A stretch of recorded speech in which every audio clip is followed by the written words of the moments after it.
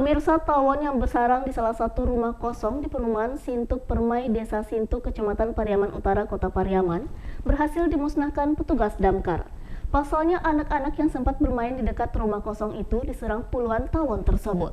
Korban sempat dilarikan ke rumah sakit setempat.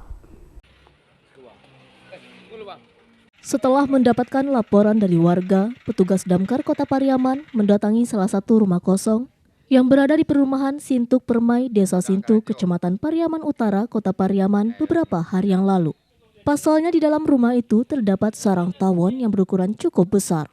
Untuk memusnahkannya, petugas terpaksa memakai pakaian khusus dan menggunakan alat penyembur api. Dengan semburan api itu, tawon bertebaran di sekitar sarang, menghindar dan ada yang mati sehingga sarang tersebut tidak bisa digunakan lagi. Karena tawon itu sudah sempat menyerang anak-anak yang bermain di sekitar rumah tersebut. Akibat gigitan tawon itu, kaki dan tangan anak-anak membengkak, mereka terpaksa dilarikan ke rumah sakit. Menurut petugas damkar, sarang tawon yang berada di dalam rumah kosong, ukurannya cukup besar, untuk memusnahkannya terpaksa menggunakan alat penyembur api.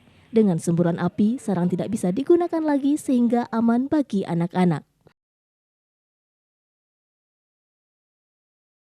Evakuasi tawon yang sudah meresahkan warga di Desa Sintuk, Kecamatan Pariaman Utara. Setelah mendapat laporan dari warga ada anak-anak yang terkena tadi, lalu petugas langsung datang ke lokasi dan mengevakuasi tawon tersebut. Ukurannya gimana, Pak? Ukurannya memang sudah cukup besar ini, termasuk yang terbesar ini sarang tawonnya yang selama ini ditindaklanjuti oleh. Dari Pariaman, Sumatera Barat, Eka Gus Priyadi, iNews melaporkan.